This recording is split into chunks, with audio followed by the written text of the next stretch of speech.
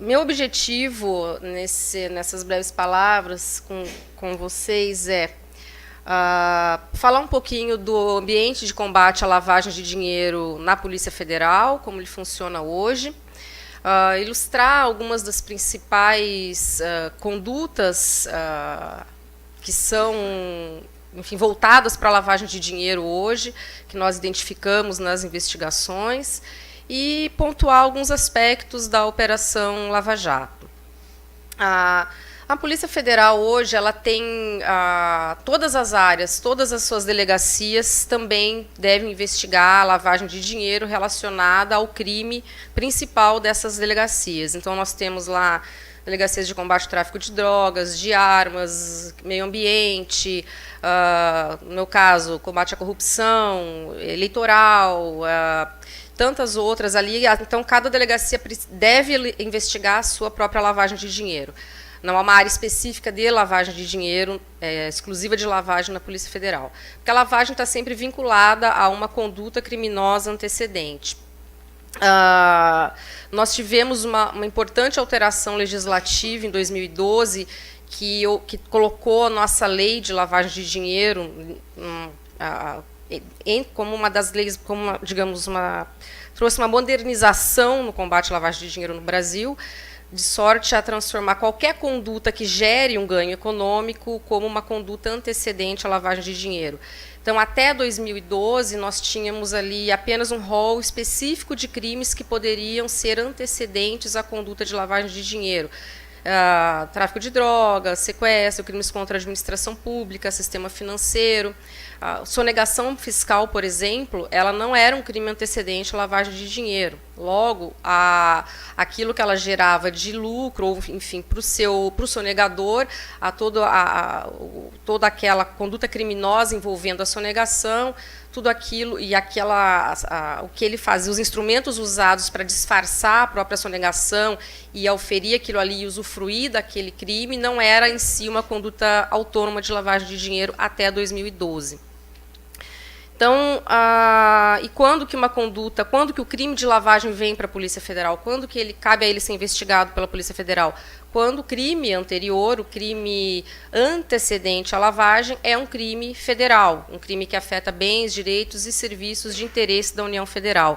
Nesse caso, esse crime gerando um ganho financeiro, esse ganho financeiro sendo inserido, disfarçado, ocultado, enfim, com manobras de lavagem, isso aí vai gerar uma conduta autônoma de lavagem de dinheiro, uma investigação autônoma de lavagem de dinheiro e um crime específico de lavagem. Então, hoje, a Polícia Federal, todas as suas áreas, independente enfim, não tem uma especificidade de lavagem de dinheiro, uma delegacia específica, mas todas as suas delegacias devem investigar a lavagem de dinheiro vinculado ao seu crime antecedente. A delegacia que eu trabalho hoje, Delegacia de Combate à Corrupção e Crimes Financeiros, ela foi criada em 2003, quando foram criadas as varas de lavagem de dinheiro. Em 2003 foram criadas as primeiras varas especializadas em lavagem de dinheiro e a Polícia Federal criou, então, 3 delegacias de crimes contra o sistema financeiro em Brasília, São Paulo e Rio de Janeiro. Nas outras capitais, nos outros estados, não havia unidades especializadas em crimes contra o sistema financeiro. Porém, nós passávamos por um período de intensa demanda de investigação desses crimes, porque o caso Banestado, o caso CC5, gerou uma demanda nacional, gerou desmembramentos sem fim desse tipo, daquilo que nós íamos investigando, né? E muita gente antes de mim. Quando eu entrei na polícia, esse caso já existia há pelo menos 5 anos, essa investigação. Foi uma investigação gigante, maior rastreamento de recursos em nível internacional que eu acho que a polícia já fez. Levou a quase 100 bilhões de dólares em descobertas de recursos ilícitos de brasileiros lá fora, notadamente transitando em contas de doleiros, que é um operador da lavagem, que eu vou falar um pouquinho adiante.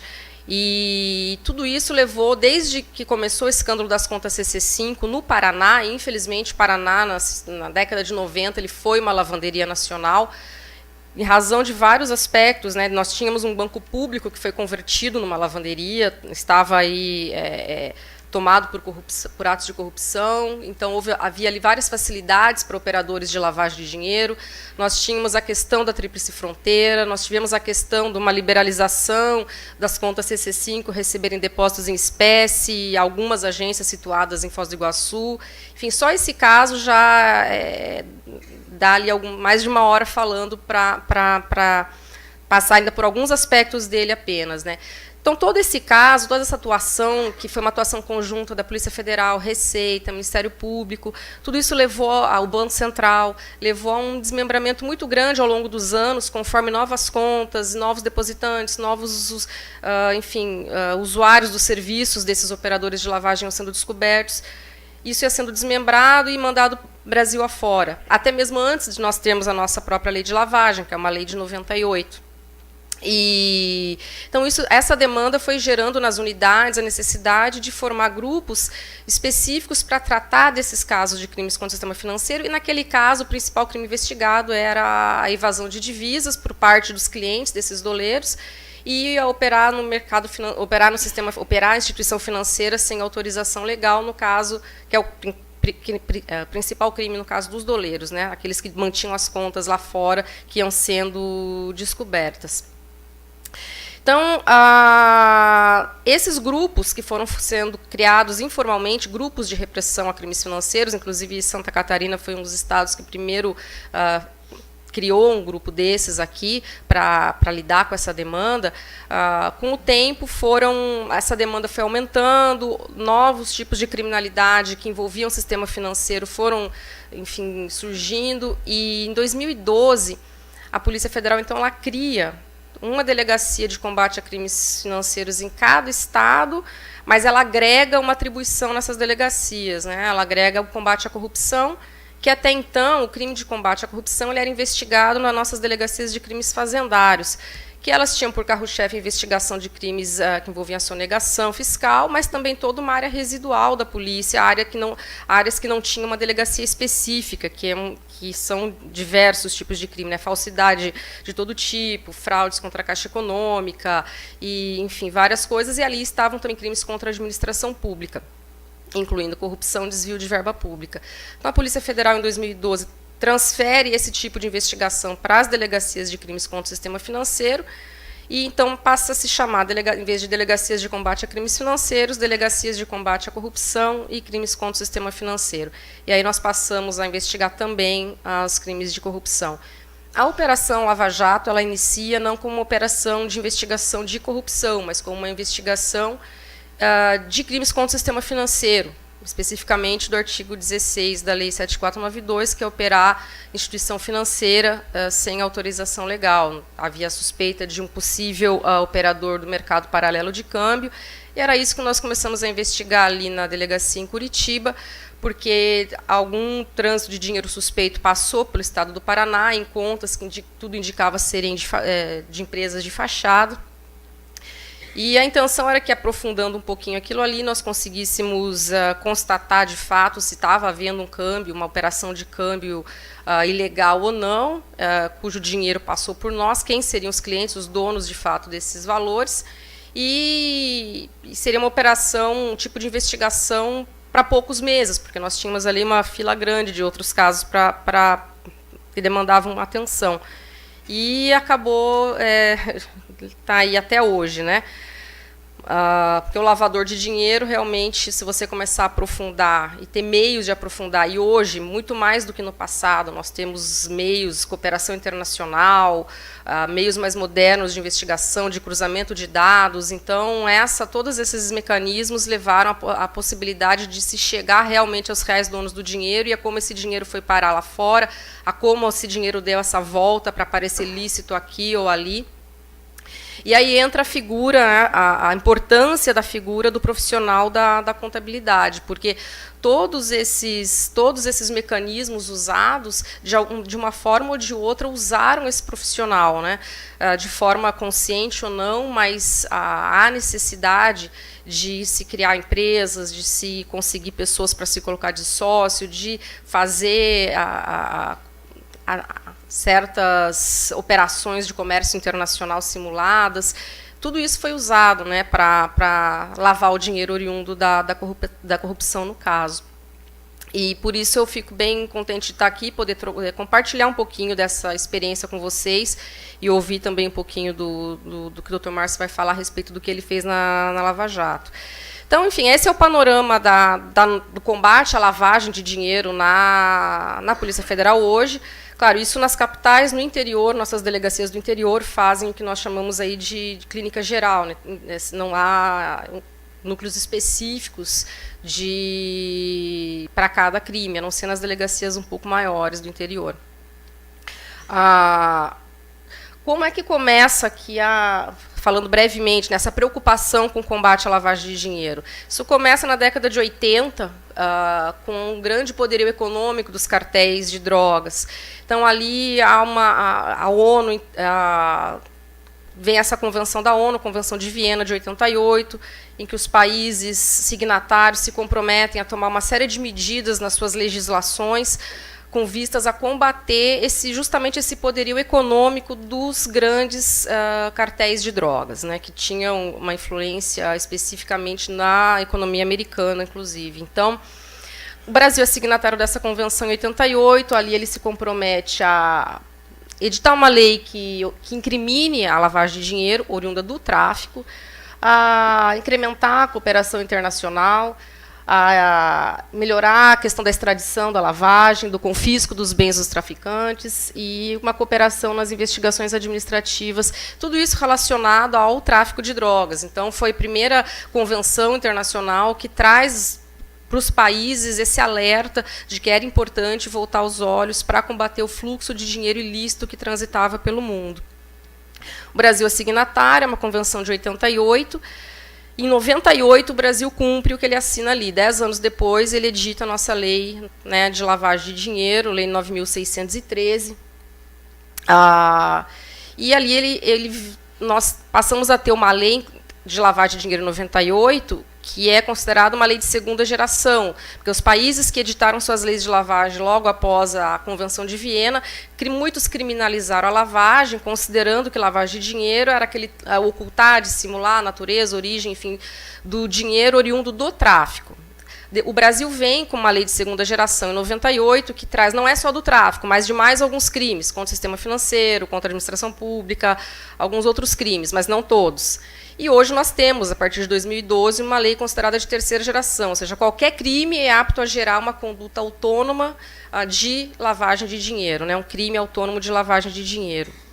A nossa Lei 9.613, ela traz, então ela tipificou, ou seja, criminalizou a conduta de lavagem de dinheiro, trouxe mecanismos para prevenir a utilização do sistema financeiro, né, por lavadores de dinheiro, e criou o Conselho de Controle das Atividades Financeiras, o COAF, que é a nossa unidade de inteligência financeira, né, vinculada ao Ministério da Fazenda, e que recebe de vários segmentos da economia comunicações de operações atípicas e repassa essas comunicações para as autoridades de investigação. Nós temos aí, então, como está o tipo hoje, né? Como está a descrição do crime hoje.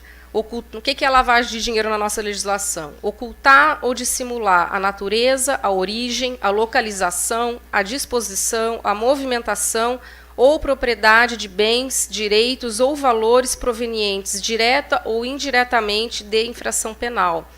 Então, a alteração de 2012, ela coloca isso, de infração penal. Antes a legislação trazia dos seguintes crimes. Então, hoje, dizendo de infração penal, abrange não só crimes, mas também contravenções. Então, por exemplo, o ganho ilícito do jogo do bicho hoje, a lavagem desse ativo hoje pode ser também uma conduta, um crime autônomo de lavagem de dinheiro, o que antes, pela legislação nossa até 2012, não poderia. Pena de 3 a 10 anos e multa. Então, como eu disse, ela é um crime autônomo, né, não precisa haver uma condenação pelo crime antecedente, basta nós instruirmos ali o caso com indícios da prática do crime antecedente, mostrando que toda aquela movimentação atípica, todas aquelas manobras de ocultação ou de simulação da origem, o destino do patrimônio é vinculada a mostrar os indícios do crime antecedente, a que esses valores estão vinculados. Também não existe uma complexidade da conduta e nem a necessidade de que haja sucesso nessa ocultação ou nessa dissimulação, né? Então, a simples conduta de um funcionário público que compra um veículo e recebe um dinheiro oriundo de corrupção, coloca esse veículo no nome de um terceiro, ele está ocultando um patrimônio oriundo de um crime antecedente, né? Um ganho ilícito oriundo de um crime. Então, essa singela conduta já assim caracteriza o crime autônomo, um crime da lavagem de dinheiro especificamente.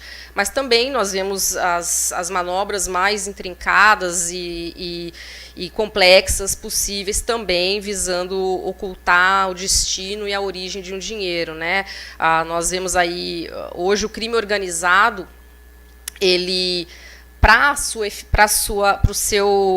ele ser bem sucedido, enfim, continuar suas atividades, além das características, né, ele estar infiltrado no Estado, corromper agentes públicos, ter uma estrutura hierárquica, e ele também precisa de uma eficaz lavagem de ativos.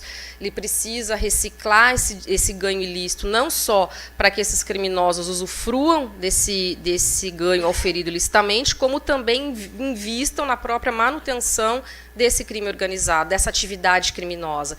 E hoje a própria lavagem de dinheiro é uma atividade terceirizada, né? O crime organizado, ele terceiriza essa lavagem de dinheiro.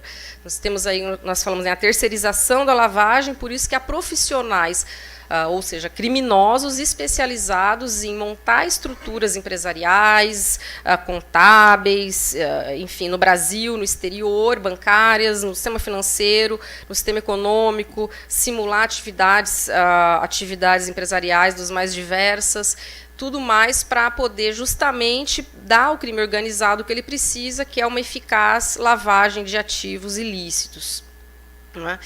Então, coloquei aqui alguns métodos utilizados, detectados normalmente, esses são bem comuns, né? Tem vários outros, para a lavagem de dinheiro.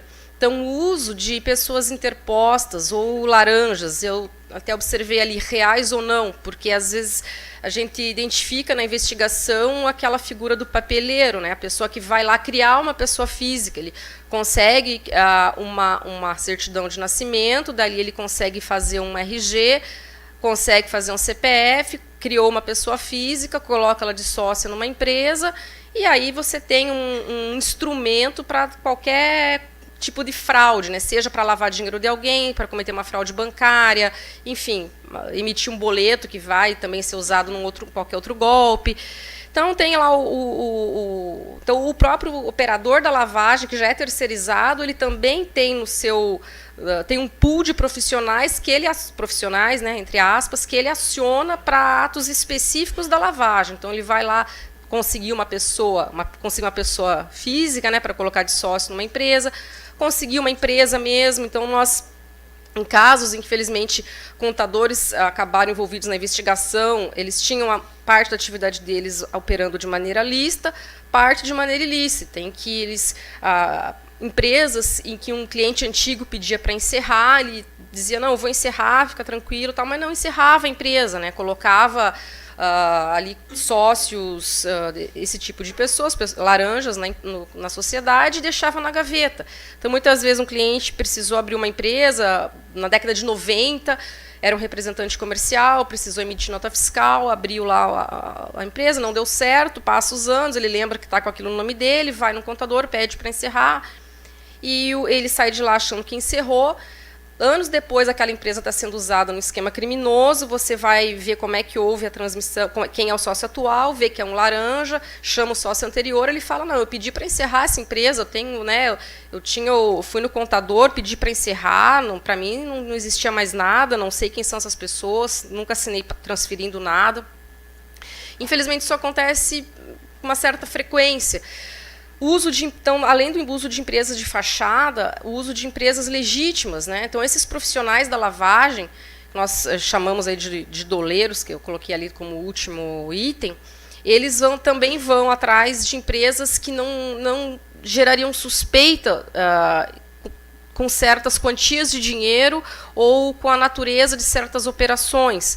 Então, às vezes, uma determinada empresa ela tem como atividade econômica algo que que é comum ela receber depósitos em espécie, ou que é comum ela receber depósitos frequentes de quantias altas, ou fazer pagamentos de quantias altas. Então, esses operadores da lavagem procuram esse tipo de empresa, oferecem enfim, uma porcentagem, 3%, 4%, e para que passe dinheiro sujo ali. Olha, você aceita, eu preciso ter um cliente meu que ele está com problema na justiça ou qualquer coisa assim, você pode me emprestar a conta da tua empresa para passar aqui 1 milhão, 1,5 milhão, enfim, alguma quantia dessas e, tudo bem. Então, muitas vezes, há empresários que aceitam esse tipo de situação sem nem imaginar que o dinheiro que está passando ali, na verdade, vai se misturar com o dinheiro sujo, porque o dinheiro do crime organizado não tem o dinheiro do crime organizado da corrupção, o dinheiro do crime organizado do tráfico, o dinheiro do crime organizado do tráfico de armas ou de qualquer... O dinheiro sujo, ele transita num sistema financeiro paralelo e ele todo se mistura.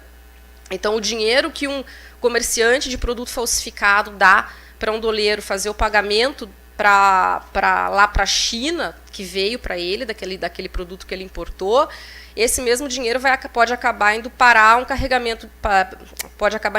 como pagamento de um carregamento de droga, porque esse operador vai se compensar com outro operador que está precisando de dinheiro para pagar aqui na América Latina algum fornecedor de droga, de arma, alguma coisa assim, e você não sabe onde que aquilo ali vai acabar. Então, é um sistema paralelo, sistema financeiro paralelo de dinheiro sujo, em que tudo acaba se misturando, que é o que a gente viu perfeitamente demonstrado na própria Operação Lava Jato. Que a simulação de litígios judiciais, uso de empresas offshore. E aqui nós temos escritórios no Brasil que especializados em abrir esse tipo de empresa, né, situada em paraísos fiscais, com regras específicas de proteção, de sigilo bancário e tudo mais. Uso de obras de arte, aqui qualquer outro negócio de avaliação subjetiva, consultorias, etc., né? Simulação de comércio internacional. Então, simulação de importação, de exportação, conforme se queira mandar dinheiro para fora do país ou remeter dinheiro para fora. Mandar dinheiro para fora do país ou internalizar dinheiro que está fora, né? Então, se simulam operações de importação e exportação usando empresas de fachada, tanto no Brasil quanto no exterior. De novo, me permitam usar o exemplo da Lava Jato, em que nós vimos que operadores eles iam até a China, abriam lá na China empresas de fachada lá, voltavam e simulavam essas empresas como sendo as exportadoras para empresas aqui no Brasil. E aqui no Brasil, essas empresas de fachada faziam milhões e milhões de pagamentos antecipados de importação e não tinham sequer cadastro no radar, nada no Siscomex, absolutamente nada, e por muito tempo nenhuma regra de compliance pegou esse tipo de situação, né? Tanto que nós, na própria operação, várias situações que envolviam corretoras, instituições financeiras também acabaram investigadas justamente pela falha nesse tipo de controle, ou por terem funcionários, né, servindo à criminalidade organizada voltada para a lavagem de dinheiro, permitindo que a estrutura da instituição financeira fosse usada para esse tipo de operação. Então, ali, no caso da Lava Jato, muitos pagamentos antecipados de importação que foram feitos para a China, caiu em contas na China, e da China eram transferidos para contas na Suíça, e acabaram em contas mantidas em nome de offshore de servidores, né, funcionários da Petrobras, funcionários corruptos da Petrobras. Dinheiro esse que foi mandado para a China, inicialmente, muito dessa quantia nem era para pagar a corrupção, mas era nesse sistema de dólar cabo que eu falei para vocês, em que muitas vezes o comerciante dá na mão, o comerciante que está vendendo ali um produto falsificado, ou por qualquer outra razão, pessoas que querem mandar dinheiro para fora dão na mão de um operador aqui, que se compensa com outro, e que, por sua vez, precisa de dinheiro na Suíça, tem um que tem dinheiro disponível na China, e ele se compensa, então muito do dinheiro que caiu na China foi parar na Suíça como dinheiro de corrupção para servidores corruptos da estatal Petrobras, né? Então, simulação de comércio internacional, atividade agropecuária, negócios imobiliários e o próprio uso dos doleiros, né, que eu botei aqui o profissional da lavagem de dinheiro. Então, muito mais do que aquele cambista de esquina que fica trocando papel moeda, é a pessoa hoje que tem os mecanismos, os instrumentos para facilitar o trânsito do dinheiro sujo, para dissimular a saída do dinheiro do local A e a chegada dele no local B. Né? Ou se fazer com que pareça que aquele dinheiro que está chegando no local B pareça um dinheiro fruto de uma atividade ilícita, legal e tudo mais. Né? E, indo para o final, só fazendo essas pequenas observações a respeito da operação, quando nós deflagramos a primeira fase da operação, em 17 de março de 2014, foram cumpridos 81 mandados de busca, 24 mandados de prisão. Era uma operação tamanho médio para grande, que nós imaginávamos que, como eu disse, em poucos meses estaria encerrada. Né? Era um crime relativamente simples de ser investigado, que a Polícia Federal já tinha muita experiência, né, operadores do mercado paralelo de câmbio. Numa segunda etapa seriam então vistos os seus clientes e o que estaria gerando todo esse fluxo financeiro paralelo. E com o rastreamento do dinheiro e com os mecanismos que nós temos hoje de investigação, de cruzamento de dados, e vocês vão ver aqui o exemplo que o Dr. Márcio vai trazer, inclusive, isso permitiu que o caso fosse aprofundado de uma maneira que hoje o resultado mais recente que nós temos é esse. Né? Hoje já houve 844 buscas, né, 97 preventivas, 104 temporárias. Temos já 156 milhões repatriados por meio de acordo de colaboração e 3,2 bilhões bloqueados. Esses 756 milhões de reais já repatriados foi um dinheiro que chegou fora que foi, né, colocado fora do Brasil, dinheiro fruto de corrupção, de pessoas que fizeram acordo e devolveram esse dinheiro, que foi transferido de volta ao Brasil, mas que saiu do Brasil usando todos esses meios, né, esses métodos que eu passei para vocês ali. Então, usando principalmente a figura do operador da lavagem, que criou mecanismos fiscais, contábeis, empresariais e tudo mais para poder simular o trânsito do dinheiro, e chegou lá fora, saiu do Brasil, foi para fora e hoje já teve essa quantidade repatriada e esses 3,2 bi bloqueados. Né? Então, esse era um pouquinho do que eu queria compartilhar com vocês e novamente frisar, né, que a área da contabilidade é uma área extremamente visada pela criminalidade organizada. Ela não consegue efetuar uma lavagem de ativos adequada a ponto de se sustentar sem que esse profissional possa emprestar sua expertise para criar estruturas de fachada, estruturas contábeis, de forma a simular todas essas situações que permitam o crime organizado se manter e usufruir dos ganhos ilícitos. Então, justamente por isso, eu queria parabenizar o CRC por trazer esse painel aqui nesse evento de perícias contábeis, porque nos permite trazer um pouquinho dessa experiência para vocês e dizer que em todas as grandes investigações de crime organizado, nós vimos como esses profissionais são, a tentativa de cooptação desses profissionais, não só da área de contabilidade, mas da área financeira também. Né?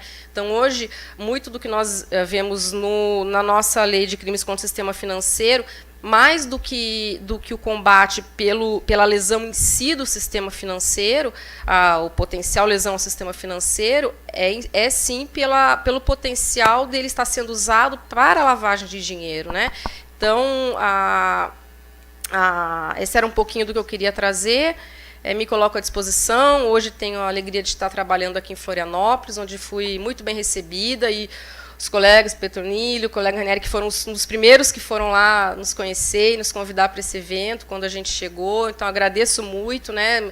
Já, assim, foi uma das primeiras caras de Florianópolis que eu tive contato, e a primeira impressão, assim, uma das primeiras impressões que eu tive da cidade. Fui muito bem recebida, agradeço, estou à disposição na Polícia Federal para qualquer troca de ideias a respeito, e parabéns novamente pelo evento aí do CRC. E passo agora a palavra para o meu colega, o Dr. Márcio, para trazer mais alguns casos. Obrigada.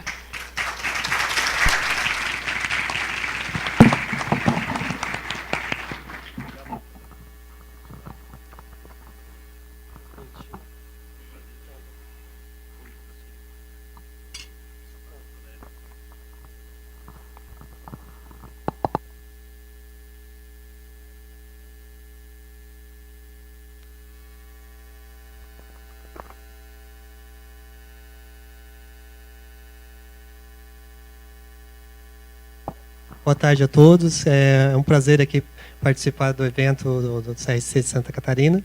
Agradecer ao professor Ranieri, ao Cláudio também, pela gentileza do convite. A doutora Érica, que é uma pessoa porque eu tenho uma grande admiração, uma profissional extremamente competente, dedicada dentro da Polícia Federal, e vocês podem ter certeza que, se não fosse por ela, a Lava Jato não teria a dimensão que tem hoje, sabe?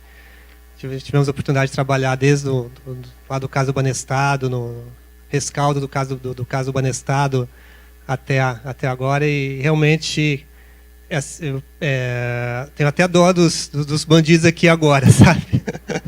Eles vão estar em maus lençóis, com certeza. Eu vou procurar ser breve, porque nós estamos bem já no final da tarde, está todo mundo cansado, mas eu vou tentar, no final, trazer um caso prático, que a gente vivenciou dentro da Operação Lava Jato, e para depois entrar numa discussãozinha bem rápida sobre a questão do profissional contábil, sabe? Sobre a nossa postura, sabe? Assim, como profissional em relação à sociedade. Eu só vou passar ali por um... Então, eu vou... só falar rapidinho sobre perícia criminal, sobre o próprio perito criminal, áreas de atuação, área 1 de contabilidade e economia, falar de um caso prático e depois a responsabilidade do profissional contábil.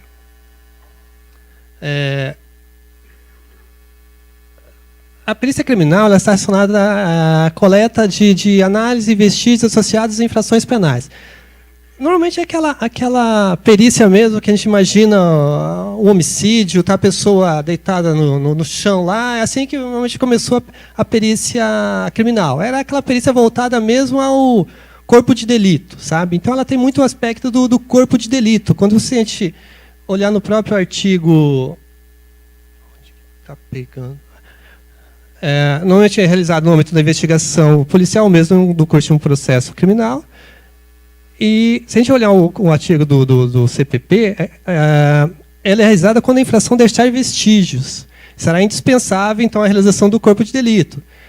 Então, assim, realmente, no começo, ela foi muito pensada naquela pessoa que foi deitada no chão ali, que foi baleada, alguma coisa nesse sentido. Hoje em dia já evoluiu, ela tem diversas outras áreas. É uma perícia que, via de regra, é realizada por perito oficial, detentor de cargo público, contudo, o Código de Processo Penal permite que seja realizado por outros profissionais em situações específicas. Eu vou falar um pouquinho rápido aqui, para depois entrar no caso prático, acho que é o mais interessante. A perícia criminal federal, dentro da Polícia Federal, ela está dividida em diversas áreas. São 18 áreas. Tem contabilidade, economia, engenharia elétrica, informática, acho que tem até medicina legal, engenharia, engenharia veterinária, e aí vai. São diversas áreas, porque ainda pensando nessa história do corpo de delito, sabe, que pode envolver, às vezes, um trabalho que envolve diversas áreas de conhecimento. E o que acontece? O perito criminal, por mais... Eu sou da área 1 de contabilidade e economia, fiz o concurso para contabilidade e economia. Não obstante, nós temos que trabalhar em qualquer área, sabe? Assim, em algumas áreas gerais. Então, assim, no começo, quando comecei a trabalhar, eu tomei posse lá em Teresina. Tem logo alguns meses ali de ter tomado posse, que a gente faz um treinamento na academia, né? Se dá por intermédio de um concurso, você faz prova escrita, faz prova física e avaliação psicológica, e depois tem uma formação acadêmica lá na academia, que vai de 4 a 6 meses. Lá a gente recebe algumas noções gerais de perícias em diversas áreas. Ali, uns 2, 3 meses que eu havia tomado posse lá em Teresina, a gente pega sobreaviso, né? A gente recebe uma notícia que um candidato a prefeito ele tinha sido baleado, coisa e tal, na casa dele. Detalhe, ele era um deputado federal afastado, candidato a prefeito na cidade, ex-promotor, e que estava combatendo o crime organizado na cidade, então, e na região. Tanto é que tinha um policial que ficava o tempo todo na frente da casa dele fazendo segurança. A gente entra lá na casa, lá está o indivíduo deitado no chão lá tinha dado com um tiro na cabeça e tudo mais. E daí a situação de você ter que fazer todo esse laudo, e a gente tinham circunstâncias ali que eram... que podia imaginar, pô, a pessoa está sendo ameaçada pelo crime organizado, precisa de um segurança, coisa e tal, aparece com um tiro na cabeça dentro da casa dele, pô, foi homicídio ou foi suicídio, o que foi? O final da história é que a gente conseguiu descobrir, verificar que havia sido provavelmente o suicídio. Espero que tenha sido suicídio mesmo, sabe? Pelo menos a conclusão foi que foi suicídio. Porque tinha alguns fatores interessantes, por exemplo, a dosagem alcoólica dele era tal que qualquer pessoa estaria em coma alcoólico. E daí a gente falou, peraí, você faz exames de sangue, como é que uma pessoa em coma alcoólico vai ter conseguido cometer suicídio, né? Daí, pesquisando, a gente tem que estudando mais, a gente descobriu que algumas pessoas têm tolerância. Conforme você vai bebendo, você vai criando uma tolerância. E ele era a pessoa que bebia de forma contumaz e muito. Então, aí você acaba fazendo de tudo.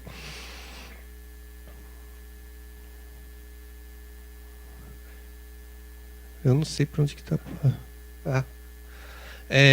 Então, dentro da perícia criminal contábil da Polícia Federal, tem alguns... a gente cria uma espécie de títulos para os laudos. Então, assim, seriam áreas que os laudos são executados. A bem da verdade é empresarial, que envolveria empresas, instituições financeiras, que são crimes envolvendo gestão fraudulenta de instituições financeiras, tributário, convênios e contratos, movimentação financeira consolidada, rastreamento de recursos, confrontos fiscais e financeiros, mercado financeiro.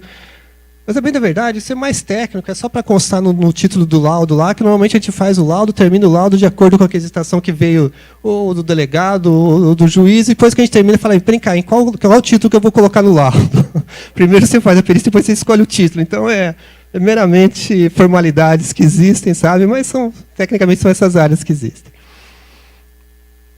Então, tá, eu queria falar rapidinho com vocês sobre um caso prático, que é um laudo que foi realizado dentro da Operação Lava Jato. Esse laudo 1786-2014. Inclusive, esse laudo aí, eu vou falar dele porque já é um laudo público que foi publicado no Estadão. Se alguém procurar por esse número ali, ou preso pelo meu nome, depois no final lá, e Lava Jato, ou Empresa Sanco, ali vai conseguir achar a íntegra do laudo, aí dá até para ter uma ideia de como é um laudo criminal dentro da Polícia Federal.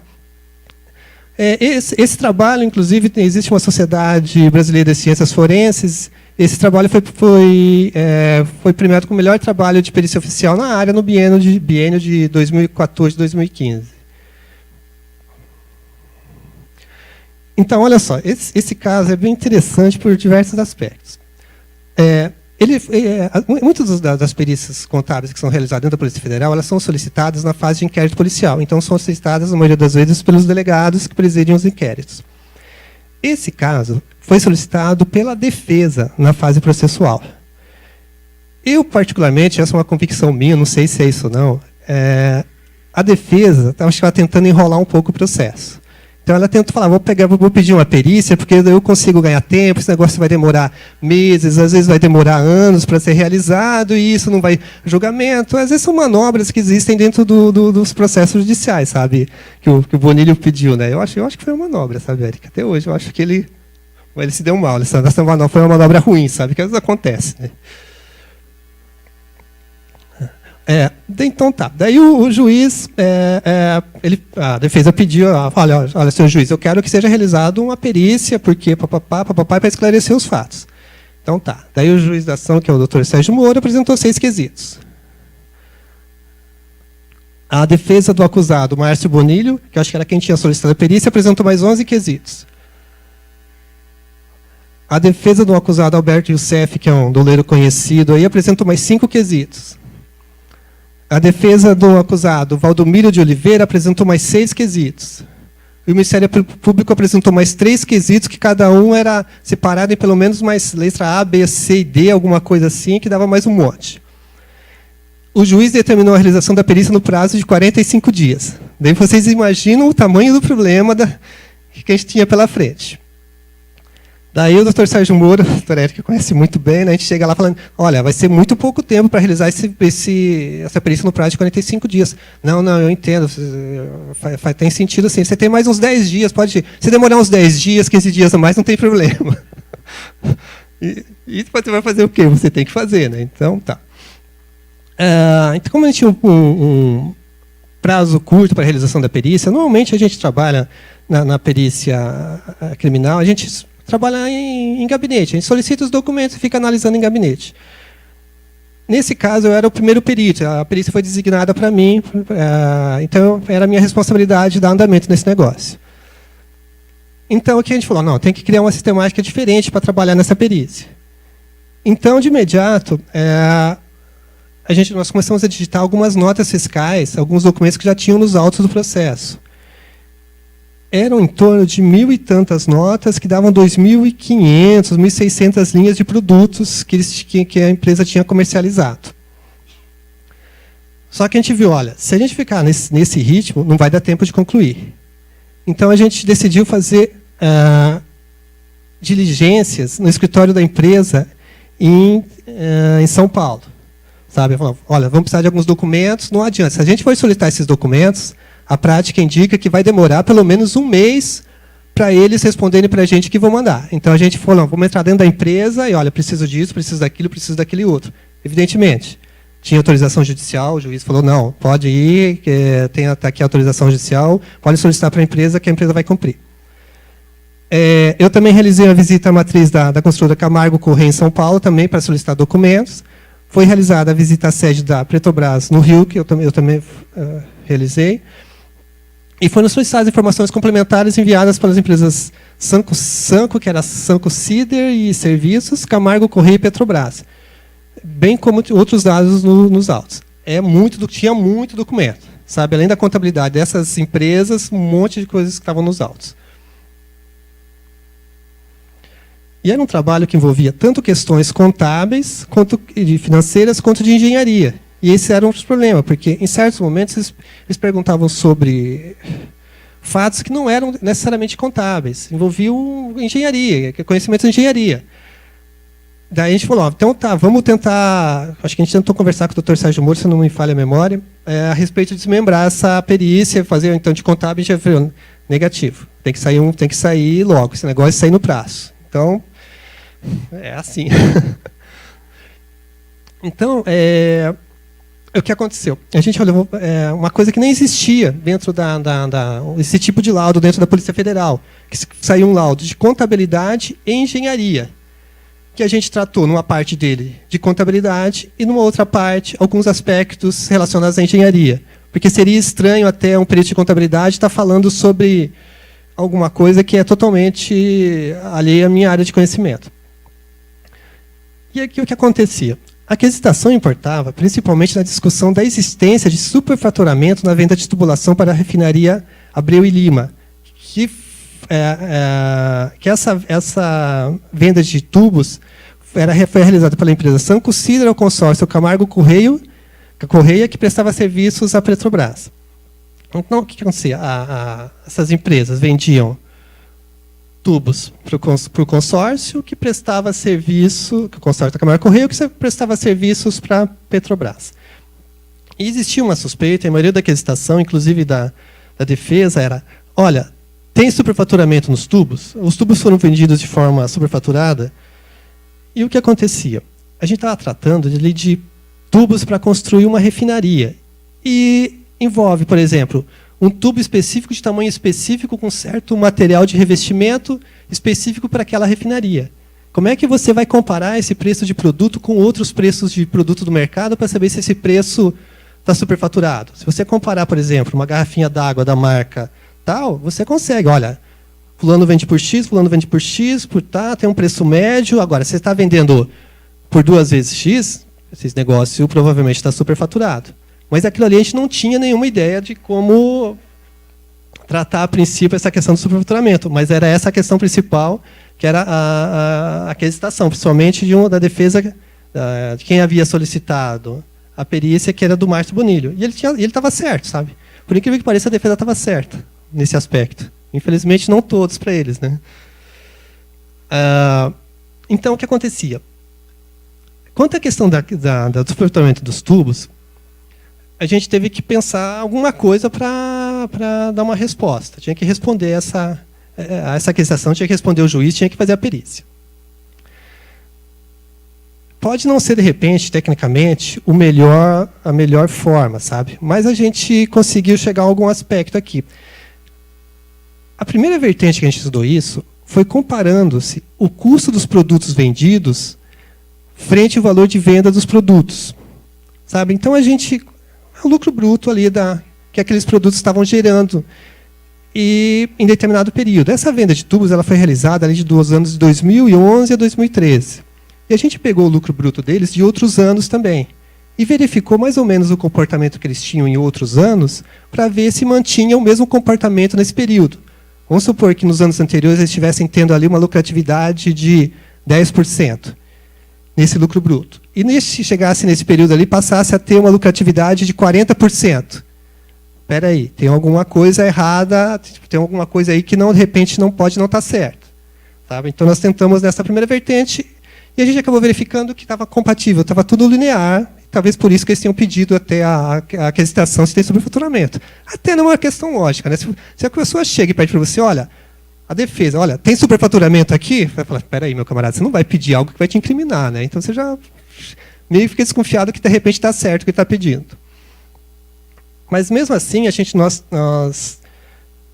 tentamos sobre um outro aspecto para tentar comprovar se tinha superfaturamento ou não na tubulação. Era recompondo-se por amostragem o valor de aquisição de alguns produtos. A maioria eram produtos importados da China. E comparando posteriormente com os preços individuais de venda desses produtos. Então a gente pegou lá os documentos de importação, com toda a tributação incidente, quanto que custaria esse produto para a empresa, quanto que custou o custo daquele produto específico. E comparamos com os preços de notas fiscais de venda. Então a gente comparou que tinha um preço razoável para uma lucratividade esperada de mercado. Inclusive, alguns produtos eles vendiam com prejuízo. Sabe, o preço de venda era menor do que o preço de custo. Então, no laudo final, a gente acabou com essa é uma frase do laudo que os valores de vendas da Sanco Cider ao CNCC mostraram-se compatíveis com os respectivos custos e valores de mercados. Essa é uma conclusão que custou do laudo e estava relacionada somente aos tubos vendidos. Bem, mas tinha um outro aspecto ainda que nós descobrimos daí durante a perícia. Foi, inclusive, constava num quesito do Dr. Sérgio Moro, que foi no único lugar que constou, que ele perguntava, existe superfaturamento nos produtos e serviços? Sabe? E daí a gente começou a analisar a contabilidade das empresas Sanco, e a gente verificou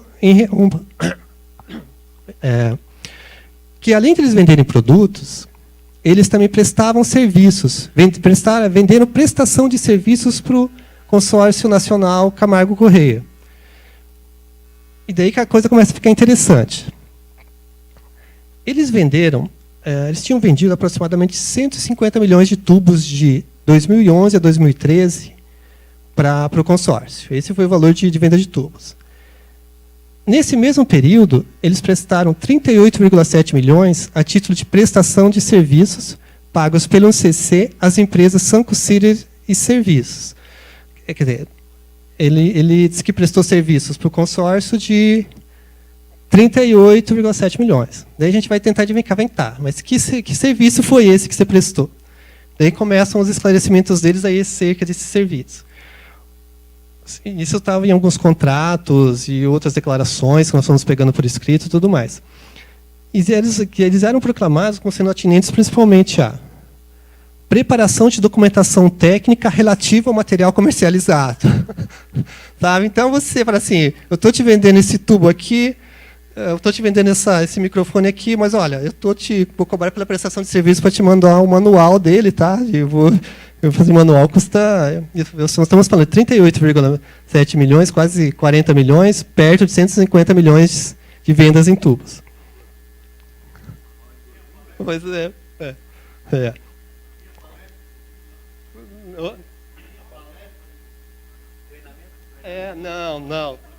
Não tinha, era só a documentação técnica. Não, esse é um dos motivos. Agora, o segundo motivo, que era ainda mais peculiar, sabe? Que era a prospecção de fornecedores no exterior. Sabe? Então, não, peraí. Eu falava, para aí, estão falando sério. Então, não. Quando a gente conseguir descobrir um fornecedor de tubo lá no exterior, dá trabalho, custa dinheiro. Então, a gente cobrou deles para poder descobrir um fornecedor lá fora que vendesse o produto que eles queriam. Sabe? Então, assim, a gente já sabia qual caminho a gente tinha que seguir, sabe? Tudo bem, o produto realmente não tem superfaturamento. A gente já sabe qual caminho a gente vai seguir nesse laudo. E olha só, daí, olhando a contabilidade deles, tinham duas empresas. Era uma Sanco Cider, que vendia os tubos, né? E dentro dessa Sanco Cider, no primeiro ano, eles faturaram serviços também, dentro da Sanco Cider. E eles tinham uma outra empresa, era a Sanco Serviços. E uma parte dos serviços foi faturada dentro dessa empresa Sanco Serviços. Então, desses 38 milhões, 20 estavam dentro da Sanco Cider e uns 20 dentro da Sanco Serviços. Detalhe, a gente pediu os documentos contábeis da Sanco Serviços, coisa e tal, da Sanco Cider também, daí eu achei um negócio estranho, que olha, na Sanco Serviços não tinha nem custo dos serviços prestados. Eles nem se deram o trabalho de apurar isso no demonstrativo, né? Daí, a gente falou, olha, então tá, você não tem isso daí, mas assim, considerando que vocês estão agindo de boa fé, então diz para a gente de onde que veio esse custo, qual que é o custo que vocês tiveram com essa prestação de serviço, para a gente ver se tem alguma razão disso tudo, sabe?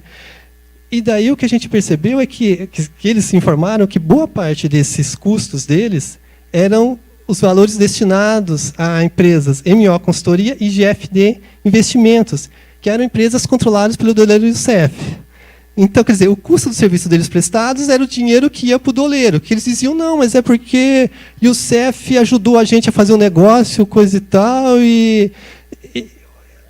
inclusive, na sentença desse caso, o juiz, o Dr. Sérgio Moro, cita isso daí como um dos fatores relevantes, que os custos dos serviços prestados foram o próprio dinheiro lançado pelo Youssef, sabe? E eles me deram um papel escrito, está aqui o custo, e esse papel consta no laudo.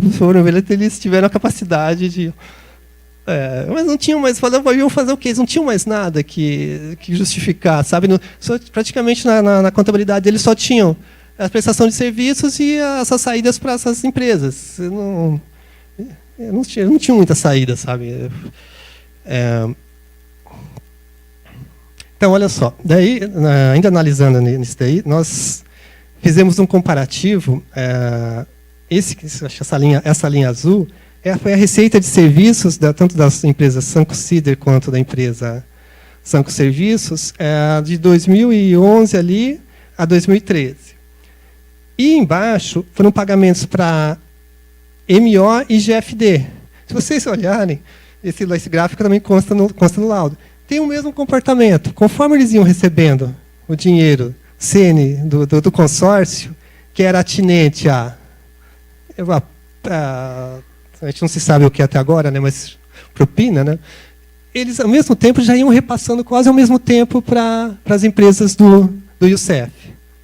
E o Youssef, para quem não sabe, é um doleiro conhecido lá no Paraná, sabe? E ele é responsável por muito dos valores que foram repassados aos funcionários, aos diretores da Petrobras lá no exterior. Então, era essa quando esse gráfico bateu assim, desse jeito aí... e um detalhe interessante ainda da prestação de serviços, que foi questionado junto a Camargo Correia, e eles também não conseguiram explicar muito adequadamente, é que eles só começaram a vender os produtos... Aqui, ó, só começou a ter venda de cano aqui em janeiro de 2011. Mas eles já haviam pago, o consórcio já havia pago a Sanco Cider Serviço aproximadamente 8 milhões ainda em 2010. Vem cá, você não vendeu nenhum tubo, você não entregou nenhum produto, nada, mas já tem 8 milhões de serviço? Não, mas é que isso daí foi realmente para eles começarem a fazer a prospecção de clientes lá fora e coisa e tal. Quer dizer, fica muito claro, né, essa questão que esse dinheiro não tinha origem, só passou por dentro da empresa. Ali, simplesmente para dar uma cara de legalidade, saiu da Petrobras, foi para o consórcio, foi para as empresas. É mais ou menos nesse fluxo. A Petrobras pagou o consórcio pela construção lá da Abreu e Lima, estava pagando. O consórcio pagava as empresas Sanco. Só que o que acontecia? Aqui, né, esse dinheiro aqui, de alguns diretores, precisavam receber alguma coisa aqui, lá fora, no exterior. Então, o que eles faziam? Passavam o dinheiro para o consórcio passava o dinheiro para as empresas Sanco, a empresa Sanco passava para o Youssef, que é o doleiro, e o Youssef, aqui ainda, tinha umas 2, 3 empresas do Youssef aqui no meio ainda, né, Érica? Que passava aqui, passava pelas empresas do Youssef, e daí ele conseguia fazer esse dinheiro chegar lá fora, no exterior, a maioria dele, para essas pessoas aqui. Sabe? Então, essa é uma situação assim que a gente achou interessante, porque começou com a própria defesa pedindo a perícia, e, no final, essa perícia acabou levando à condenação de muitos deles. O principal responsável pela empresa Sanco, que é o Márcio Bonilho, se não me falha a memória, ele foi condenado, né, nessa ação penal, principalmente, entre outros fatores, né, mas principalmente por ficar caracterizado que ele agiu na lavagem de dinheiro. Que é exatamente esse aspecto que a doutora Érica havia falado. Você vê como é que o dinheiro, a ideia, assim, você olhando para fora, nas operações, se você pegar a documentação formal, você vai lá, tem um contrato de prestação de serviços.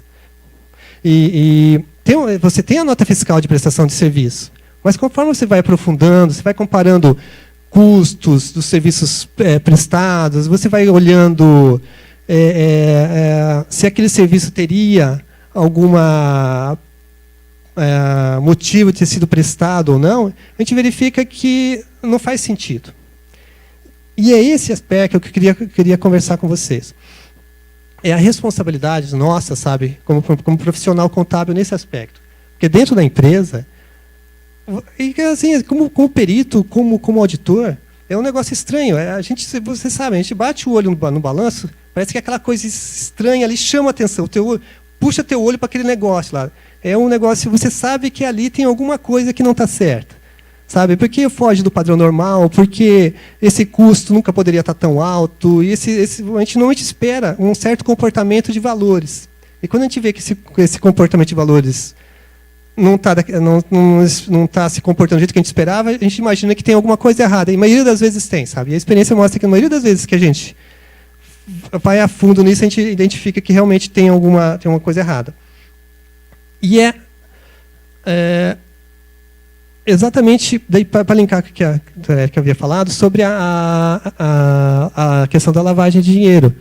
Porque agora, tem essa resolução 1445, eu não quero entrar no mérito se é boa, se é ruim, se é legal, se não é legal.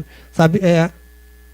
Ela tem uma previsão que já está na própria lei, na alteração de 2012 da lei de lavagem, que algumas operações que tem diversos artigos, só você peguei esse. Uma operação que aparente não seria resultante das atividades usuais do cliente ou do ramo do negócio, que deveriam ser comunicadas. E daí que eu queria entrar nessa discussão com vocês.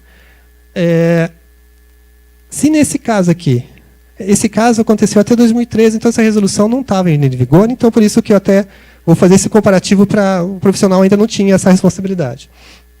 Mas vamos supor que tivesse ocorrido depois daquela resolução ali. Será que quando o profissional contábil aqui, contador aqui, viu aquela prestação de serviços ali, aquelas notas fiscais de prestação de serviço, aquela contabilização sem custo de serviços prestados, dentro do balanço da Sanco, ele sabia ou ele tinha alguma suspeita que podia estar havendo algum desvio de dinheiro, alguma falcatrua? Sabe? É de se imaginar que ele pudesse ter essa noção. E daí, a importância, sabe,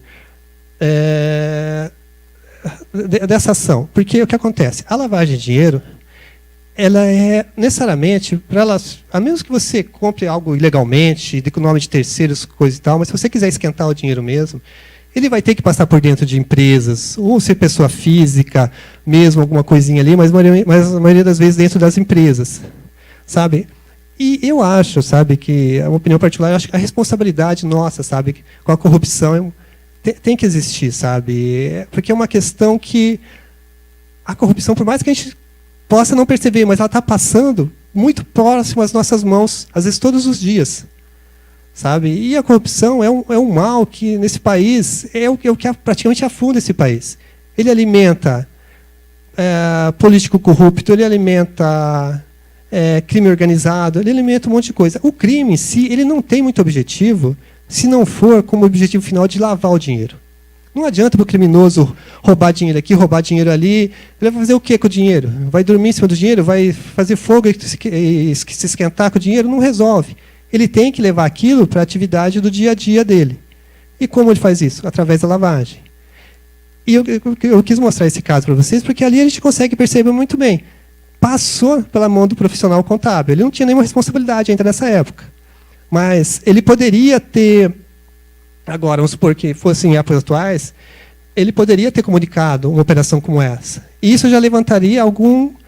O COAF já iria ficar registrado num banco de dados, daí são mandados para as delegacias, para investigação. Isso já abre um radar, sabe, de investigação. Se bate, por exemplo, lá puxa um relatório do COAF, a gente verifica que está, olha, uma empresa lá está prestando serviços fora do padrão normal das atividades normais dela. Ela presta serviço para a Petrobras, para o consórcio Camargo Correia. Você, gente, já tinha ido em cima muito rapidamente, sabe? Muito mais rapidamente teria conseguido chegar a descobrir que tinha alguma coisa errada. Nesse caso, nós descobrimos. Eu tenho certeza que os casos que a gente descobre são muito pequenos. De repente, menos de 1% do que está acontecendo. Sabe? E é uma responsabilidade, acho que de todos nós. Sabe? Principalmente porque, como profissionais contábeis, nós temos condições de identificar essa lavagem. Muitas das vezes. E isso é muito importante, sabe? É muito importante para o país, sabe? Porque se eles não tiverem como lavar o dinheiro, esquentar o dinheiro, não adianta. Eles vão ter que achar outros meios de ganhar a vida. E no mesmo sentido, sabe, está indo uma nova norma internacional de contabilidade que está indo no mesmo sentido, que também vai atribuir algumas responsabilidades, sabe, na comunicação desse fato. Mas mais do que responsabilidade formal, responsabilidade prevista na lei de lavagens, que a gente vê que o banco também tem que comunicar e muitas vezes não comunica, sabe, está sujeito a multa, o profissional está sujeito a outras coisas. Mais do que isso, eu acho que é a questão moral, sabe, da gente sempre combater a corrupção. Sabe, eu acho que isso é muito importante, que o profissional contábil servir como uma base de combate à corrupção. Eu acho que se eu queria falar alguma coisa para vocês, era nesse sentido, mostrar esse caso prático e mostrar para vocês essa resolução, que como a gente poderia ter evitado, ou mesmo acionado mecanismos que iam possibilitar a identificação mais rápida de uma operação irregular. Bem, pessoal, eu agradeço muito a atenção de vocês. Eu sei que no final da tarde está todo mundo muito cansado, sabe? Eu quero dizer que é um prazer aqui estar junto com vocês, trabalhando aqui no Conselho Regional de Contabilidade, e somente com colegas que também trabalham na área de perícia. O que eu estou falando para vocês assim, é o dia a dia de vocês. Vocês estão cansados de ver essas coisas aí, sabe? Mas é um prazer ter apresentado esse caso plástico aí.